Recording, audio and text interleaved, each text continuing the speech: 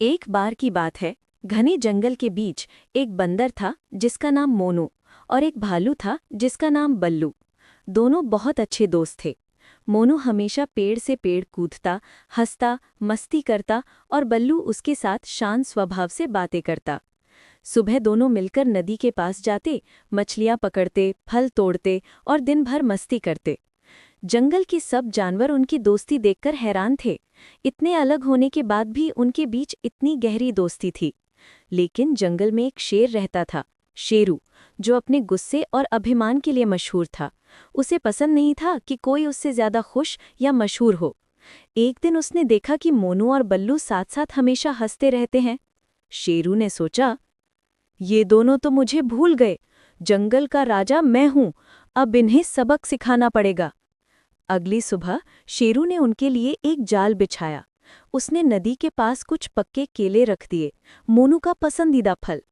मोनू जैसे ही पेड़ से कूदकर नीचे आया, उसके पैर उस जाल में फंस गए। मोनू जोर जोर से चिल्लाया, बल्लू, बचाओ, बल्लू! बल्लू दूर से दौड़ता आया। उसने देखा मोनू लटका हुआ है। शेरू पेड़ के पीछे मुस्कुरा रहा था। बल्लू समझ गया कि ये शेरू की चाल है। उसने मोनू को धैर्य दिया, तू फिक्र मत कर, मैं कुछ करता हूं।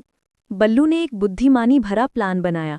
उसने शेरू से कहा, ओ शेरू, तू जंगल का सबसे तेज और शक्तिशाली है, लेकिन अगर तू मुझे एक मौका दे, मैं तुझे दिखाता हूं कि मैं भी कुछ कम नहीं। शेरू हंसकर बोला, हो हो, तुमसे ज्यादा बलवान कोई नहीं। ठीक है, दिखा दो। बल्लू ने कहा, मैं तुझे एक दौड़ का चैलेंज देता हूं। अगर मैं जीत गया तो तू मोनू को छोड़ देगा। शेरू ने सोचा, ये तो मजेदार होगा, और हाँ कर दी।